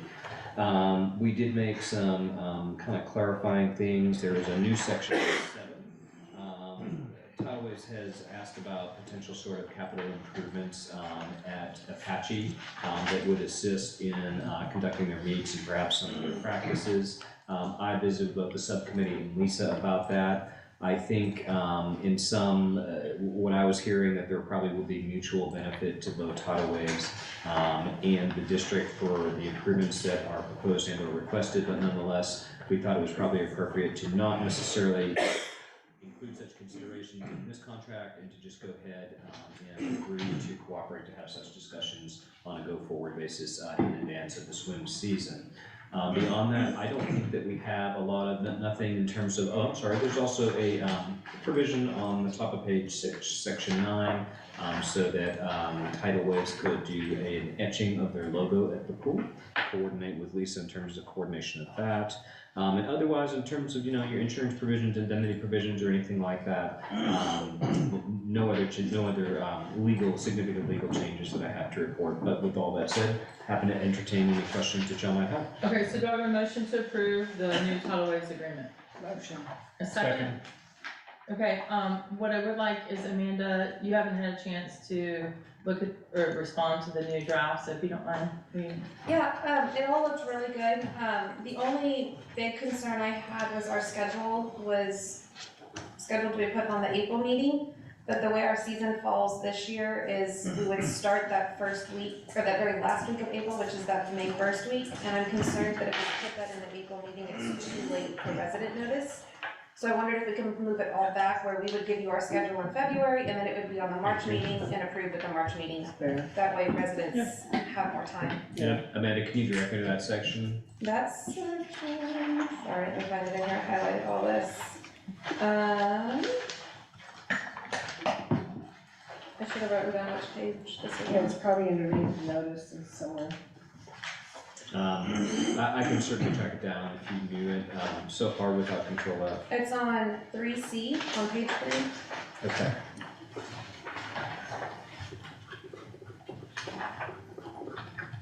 Oh, there you go. Yeah, so you want to finalize that February. schedule by the regular, March. March meeting, yes. I think that's That way reasonable. they have a good month and we're Yeah. not giving them 5 days. Yeah. The only other Very angry. question and discussion that I have was paragraph 4, because I know we were adding Hamano, but I thought we were going to be clearing storage out of there. We were gonna give them Which some paragraph time. 4? Paragraph 4. Which page? So I think the discussion on that is, can you see the last sentence in that paragraph? It was Oh, it's right. It's this one down here. assuming the district undertakes affirmative action, undertakes such information, the parties agree to amend this, okay. that All right, covers but that. is there any timeline on, well, we'll all work together, I'm sure, on it, so it's not a big deal. Yeah, so we the Tidal Waves is aware of what's going on, and so this was their recommendation for moving forward. Typically do a 3-year term on this, so. Okay. And, other thing is the public safety considerations, and is this written as just an option for them, because it's reading kind of like they will, engage the Williams County Sheriffs for traffic, and so is that happening? So we had No, asked so for that's- that. yeah, We you had might- issues this year with Yeah. people stopping in the middle of House Drive and refusing to move until they unloaded all of their stuff. And we would ask them to move, we would ask them not to do that, and they would just be like, oh, we'll be done in a minute. And I'm like, no. Yeah, Yeah, so, and, So that was added then? Yes. yeah, So, and I'm but- sorry, so to be sure here, the concern here, and I'm sorry. no, go ahead, Okay. you got it. Is that the district, by allowing Tidal Wave to use the facility, is creating the traffic condition. And so, our thought here is that Lisa will work with Lovato, whoever's gonna be on duty, to ensure that they're aware of it. No, this is fine, I have no Yeah. problem with it, I just said, I don't think this is happening, so I didn't Yeah. realize you had added that. You know, it's new, so it's not gonna be, it'll be like when you guys when they schedule, they know there's a swim meet, so they need to be there No, and it's- just I drive think it's a around. smart thing to do. Yeah. Okay, Everybody's And safe. we're gonna designate a parking spot for the police Yes. somewhere nearby so that they can come and go as they want Yes. without having to We'll have one for park or the. the police, and then we'll have one for Progressive, and we'll have one for the library. which you guys did last couple weeks, Mhm. which Yeah, was we really always- helpful. yeah. Okay, so, can we go ahead and vote? Sure. All in favor? Aye. Aye. With the provisions that you Yes. suggested. For the record, I'm abstaining, not because I disagree with the contract, but just because I'm on the board, so. Makes sense. But I am in favor, Duly but noted. not voted. No to expose your own contract. Awesome, thank you. All right, Amanda, you're good. Okay, so we already covered operations agreement, Director Young, texting and the Texas Bulk Information Act, anything new on that? I think I'm ready to close it out, but I would like to know what the board's thoughts are on, should we go ahead and get this quoted? Maybe we'll get another phone line and do that, or if we're ready to put this to rest, I'd like to have everything documented in a nice, easy way so that residents can get it, but like we can't discuss it forever, unless you guys got another solution. I'm sorry, I missed where. There are a lot of communication that goes between us and the director, and I've been asking for, TPIA, if somebody makes a request, I want there to be a separate phone number where every time we're texting with each other on business, we just CC that. and they get it. That way, when it comes to TPIA request fulfillment, nice and easy. They don't have to confiscate phones and do data dumps and filter through all these things. If it's business, we send it. I think we should be off, on the hook for about $100 a month if we're doing like a whole phone line for this. Could be less. I'm not exactly sure, but that's the direction I'd like to go. But Well, let me ask you this, I can email a text message, why can't we just add our government email to the text message? And let it go into an email? I mean, my agents email me all the time a text message. Well, and actually, I was gonna ask if we're getting the VoIP. I know a lot of VoIPs are good about being able to forward, like, with voice stuff, kicking around, converting a text, but would it be possible to ask the VoIP provider if we could get a line, or we could, if it'll accept text? Yes. So that might be a cost-effective solution to the problem, like, we could just have a extra line in the new system where it's just PIR text line, Where do we have any text? if it'll. Just want to be, it would be great to have this, but at the same time, it would be up to each individual director to confirm that if we're talking about board member text, Everyone. to confirm that it, We'd still have to go through the. Yeah. The, it wouldn't necessarily include. Why don't you look at some of those options, or bring it back next month and we can discuss it. I think, Robert, this came out of 1 year Board 101 trainings, is that correct? yeah, Wells Branch with the case, Yeah, there was a little meeting, and okay, that's just gonna be the next place that's really sticky legally. sure. Because so much stuff, and they basically recommended just talk in person and don't email nefarious things and don't text it either. and so the thought is if Ursula's texting me about our finances subcommittee, then she would also loop in this number. Yeah. Okay. I just make- So it's recorded. Or you just put it to your email, Yeah, it's sitting there. well, let's see what the deal is. Okay, 32, park bonds. I do know Taylor shared with me today, AWBD has a park bonds, virtual meeting in August. I'd encourage you all to watch that if you can, it's like noon to 1. Take a lunch break and watch it if you can. It's in their email, and if y'all will sign up to be members of AWBD, so you should have your own login. We're all members. Yeah, so I was just gonna say they can get their own login and get that, yeah. Is there anything else on park bonds? No. Okay, I know that's gonna be part of our budget discussions, because that's gonna be part of some of the stuff that we need to do next year. Okay, right of entry agreement, we've kind of already covered that. Okay, 23, 24 budget and 23 tax rate. Right, so A, Yeah, so Lauren, do you want to jump in here, or do you want me to review our memos and I'll defer to you for your recommendation? Just to refresh I'd like every, to proceed. yeah, so, board members, our standard memo is behind tab 34. And the Texas Legislature, in all their wisdom, I believe in 2019, I believe, said. Senate Bill 2. Senate SB 2, yeah, but in 2019, right? Yes. Established 3 different categories for essentially districts. You've got developing districts and low tax rate districts, and then all the others which ultimately get classified as sort of developed districts. So in some, for rollback considerations, long story short, essentially a developed district is constrained to 3.5% in operations and maintenance tax. There's a more complicated calculation for districts because you work off of average homestead prices. I'll defer to Lauren for more expertise there. But in some, here is your overview of district tax classifications. I feel very confident making a prediction that Lauren is going to confirm that you guys are a developed district. So Lauren, at this point, I'll yield to you for anything you'd like to add. We've already developed district. If you still have bonds to issue for new facilities, all your infrastructure wasn't built out, these are the sort of things that would put you in the developing category. So just to quickly memorialize the recommendation of the financial advisory that you're a developed district, can we just do a quick motion? do I have a motion? Move. Second? Second. Any more discussion? All approved? Oh, Aye. And that puts us down to item 34B. As the vets of this board know, the month of August tends to be pretty busy. So I am moving to the This is a developed district memorandum, this is actually a blockhouse memorandum, so, let's see here, so July 25th is the certification of your roles, so. Yesterday. Yep, and I think we got that in, I don't know that I have it with me, but we will get that out to you all as soon as possible for review.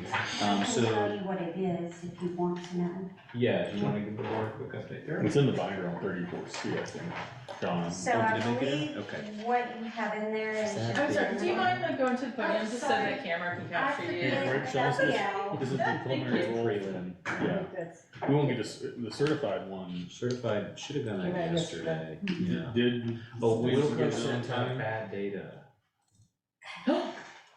well, I'm curious too, because the stuff they just passed, they're gonna have to do a double certification, I think, so. It's a work in progress.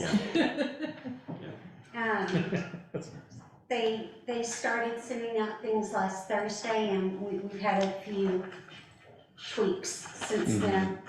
But you'll see in your packet where they had the preliminary, you were at 668, 33,527.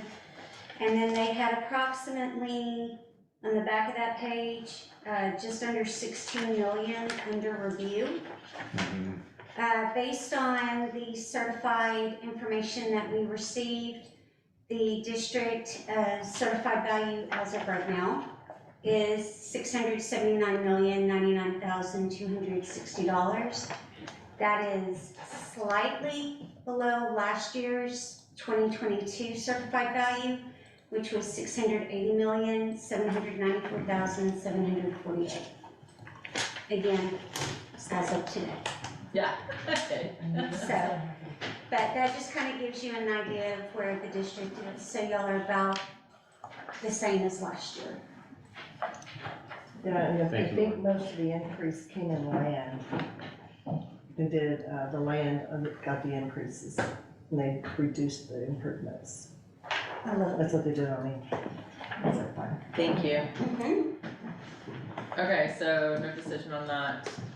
So what we do need to do is look at the calendar and just figure out how y'all want to approach the next month or so. Yeah, so, we had to call Bills and Invoices, Director Johnson, myself, Taylor, and Lisa, and, we do need to have a schedule put together. I think the best way to do this, the most efficient way, is to have Taylor and Lisa work together, put some dates out, send them out to y'all, and let's work around, like, what's gonna work, okay? I think Amy already has a list that she consolidated, so I think she's working on it. So the dates in the proposed memo are not the initial proposed dates? Is there any Okay, reason why we good. can't just use these dates? I will not be here on the 9th. If there's any, So again, saving us from going back and forth Yeah. on. Yeah, but I just wanna make, I just wanna know if these are the initial Yeah. proposals, so we're gonna have a whole different thing, okay? Yeah, that's fine. so let's let, Taylor and Lisa work together. Not a problem. Send out and they can consolidate and we'll work on some budget dates. Just to They get- will all be here in district. Mhm. They will all be recorded and hopefully some of them will be live. that'd be good. And just to, new board members, just to make sure you're on the same page in terms of what the special meetings are, so 3 contemplated special meetings. The first, just to do the budget work session. I usually don't attend that one, it's usually just board members and your bookkeeper and probably your GM.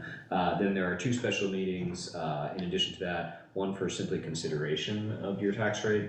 And then subsequent to that, of course, we would have our regular board meeting, we would then publish the required publication relating to the tax rate. And then the third special meeting in the string of special meetings would be the actual levy of the tax rate in mid-September. In Wilco, we are on a deadline of September 15th to levy. Statutory deadline is the last day of September, but multiple Central Texas counties now are requiring that we get that done on the 15th.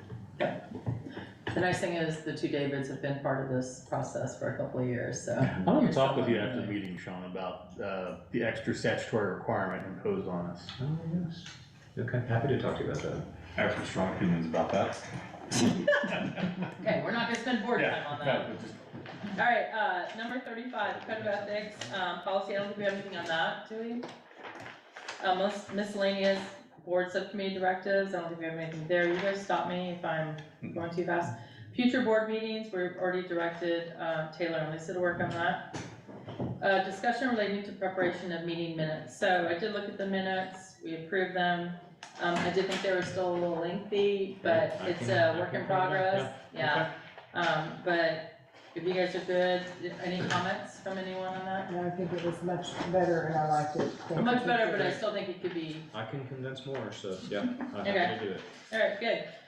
Number 39, review of general manager, Director Roberts. Yeah, so what I wanna do is it's in the contract, but tonight, I think I just wanna put it on for future, and since we're bringing Lisa forward, I think it'd be just very healthy for all of us to kind of get kind of what are we expecting, you know, and what are we gonna do, because I know she's gonna do a great job. I mean, I'm not questioning that at all, but I just think the contract said we would, and I don't want anybody else that has contracts that we're not reviewing, when, you know, we should be doing it consistent, is what I'm saying. Yeah, so I thought that we did review her last month. That's why we paused in the middle of the budget approval process. So I think we did review her. I know, Andrew, I reached out to you and you reached out to all the consultants she works with. So you had some conversations with them and did a review that way.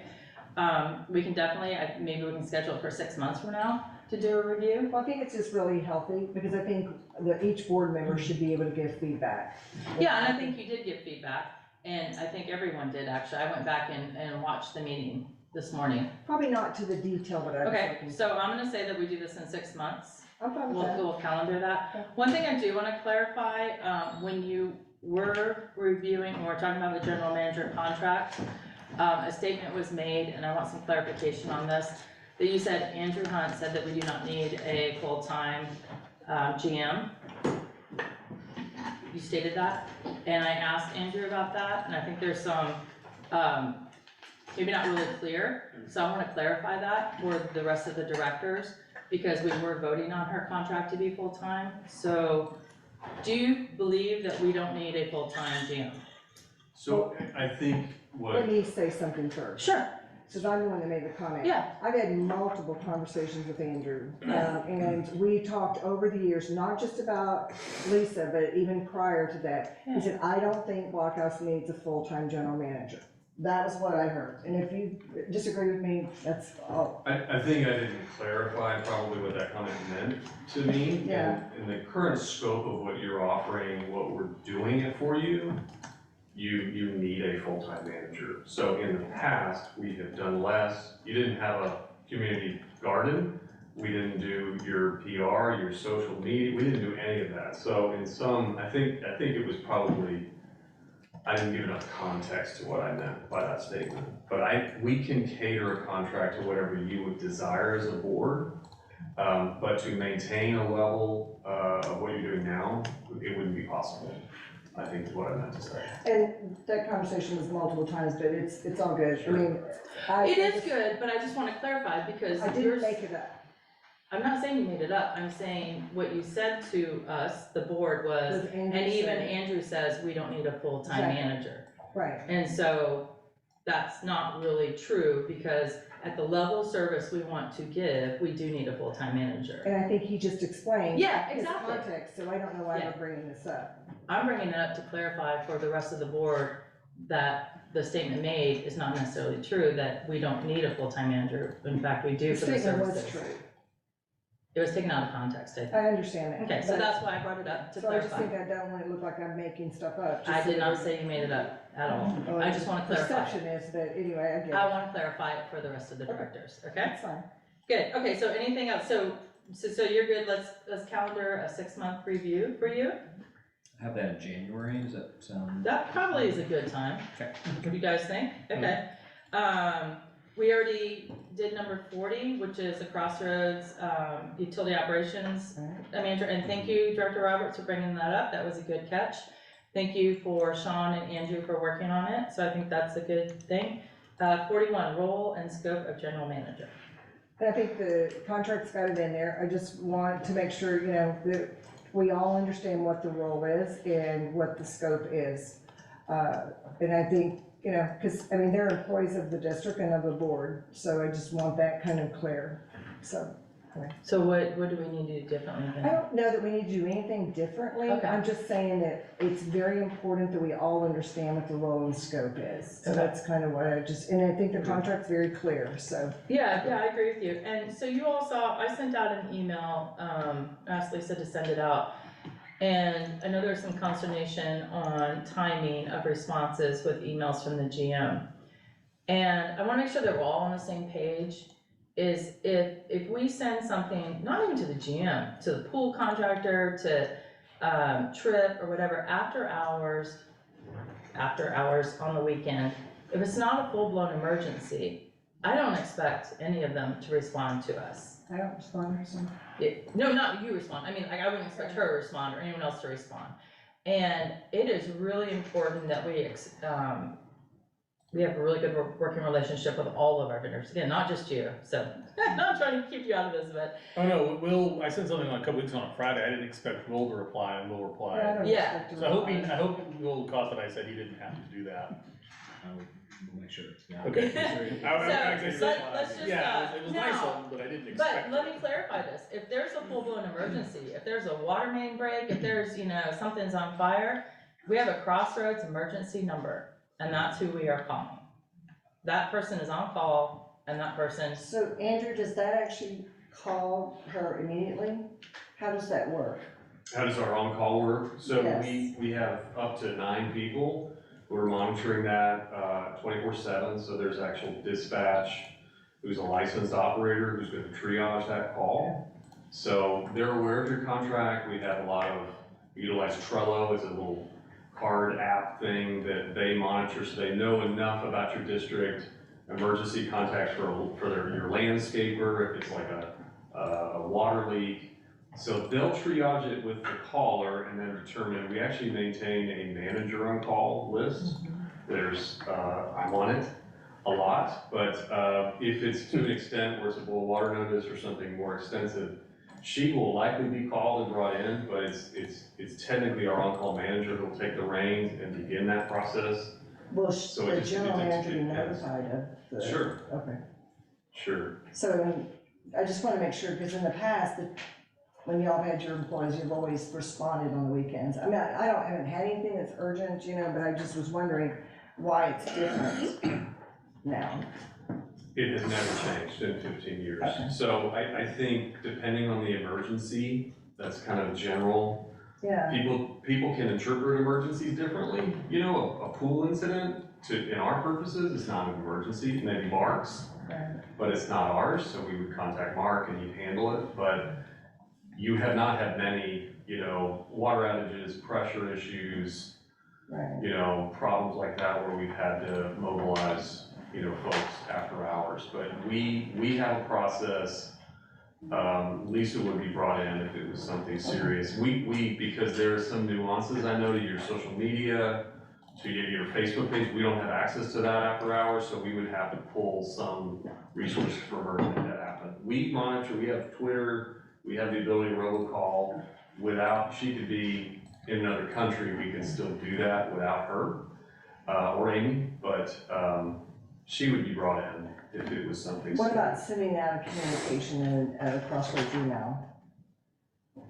Sending out in. Like if there's a water, they're gonna shut down this block, because there's a water break and there's, these residents are gonna get, is there a way to push out a resident? Andrew, we've been using the UMS email, we're utilizing that to be able to do it, So so. who So could we do use- that on the weekends We if have- you're not available? There's, I don't know, there's 6 of us that do that. It's a little tricky, but through the billing system, we can actually robocall and text and reach out.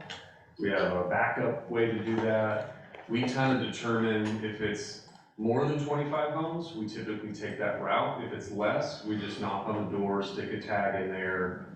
It's a little bit more efficient than spending an hour trying to harvest and find that street and those addresses, so it just depends on the situation. But If somebody would it's a respond weekend, to it if it was something urgent on the weekends. yes. Okay. Yeah, the protocol is that dispatch gets the operators, there's a maintenance team, a crew that's assigned, and then they're typically communicating with that on-call manager, who's familiar with, okay, what are we dealing with here, who do I need to contact, and they typically would handle. If it was just a water break, she may not know about it until the next day, because that's pretty standard, that's Gotcha. probably happening right The now. utility side, so it'd be Ben that would know about it. Ben would be advised, but, so we try to protect our employees and not require them to be on all the time, so that even in their districts, and that's why we have this system where you're an on-call manager, you need to be able to handle that situation, so they can take time off, and they'll have their chance to try to triage something in Elgin or Buda, or wherever else, so that's how we designed the system, Good. so. That's a good explanation, thank you. Yeah, thanks, Andrew, that was good. Okay, so again, just let's, be sure that we kind of observe emergencies and off hours the best way we can.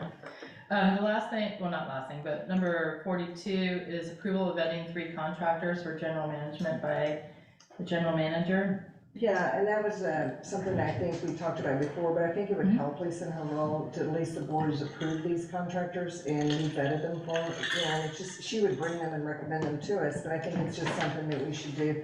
I think that's more of a prudent thing, just for the future. Yeah, so, again, I went back and listened to the last couple of meetings, and we have discussed it at least twice, and we did agree that she will put together a preferred vendor list. I just put it on there because I hadn't seen any action, so. No, and so she's not actually full-time until I think the 1st of August, and Right. she's working on it. And I talked to Sean at length about this, I talked to Director Johnson, and I talked to Andrew about this.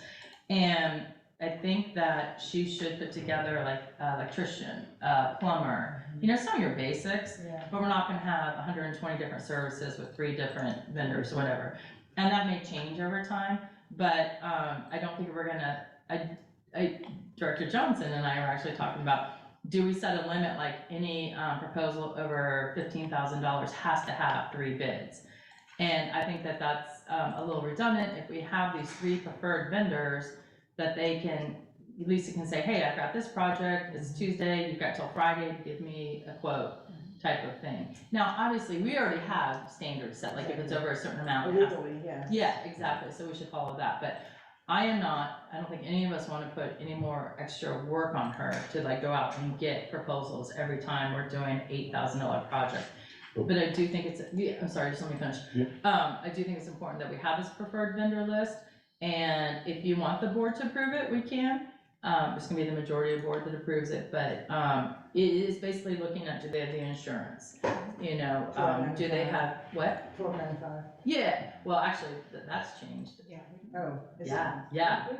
Yeah, Sean can give you a quick update on that, Okay. which is really good. So, let's set that as a directive. Maybe by September, can you come to us with like, a list?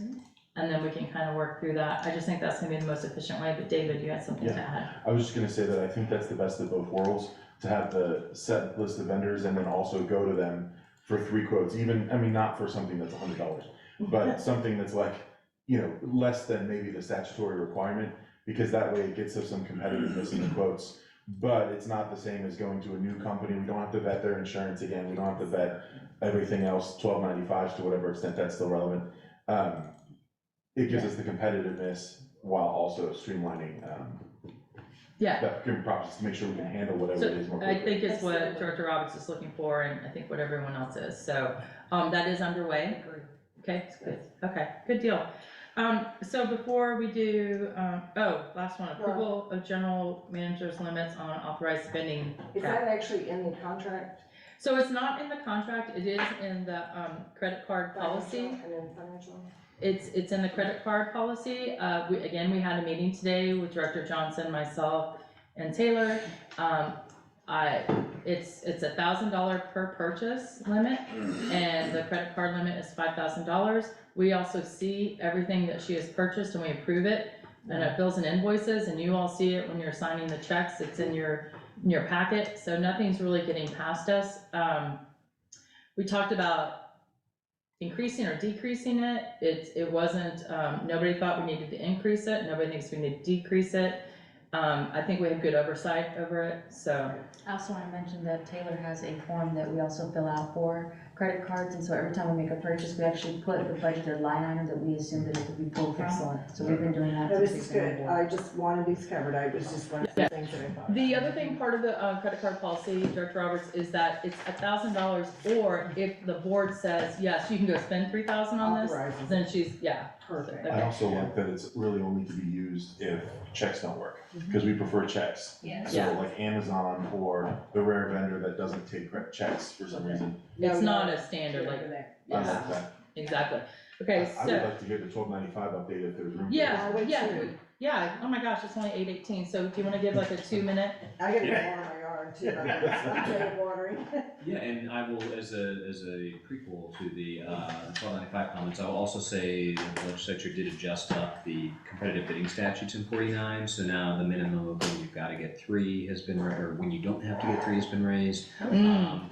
When you can get 3 without competitively bidding, and so now I think that maximum is 150K, you don't get to, right now it's 75. Oh, I think wow. it goes up to 150K, so that's great. That's good. So, the cost of living, legislature, it still requires you to get a 1295, but now the impetus for all this was the fact that, the city of Hutto got out of a contract because they didn't get a 1295. And so, suffice to say, it was used to void a contract, and so now there's language that effectively says the local government still has to get a 1295, but if it's not presented, essentially a request is made, and the vendor that provides a 1295 has an opportunity to cure. So what that does is sort of ends the, at least in the MUD context, the legal assistant following up incessantly to try. Oh, yeah, bless your heart. Yeah, Yeah. yeah, no kidding. Good. Yeah, so it's certainly a positive. Policymakers haven't been really willing to budge in that area, so. And they also Yeah, we did never some liked great it when they cleanup brought it language, in terms of making sure that there's no vestiges from the previous law either, that kind of dealt with the loose ends as well. Okay, so guys, thank you. This was a really efficient Thank you. meeting, and we got through a lot, so thank you. And Cecilia, thank you for the operations thing, because that was a good catch. So, no, it really was. So do I have a motion to adjourn? Move. Second. All right, so be it. Thank you. Thanks, everyone.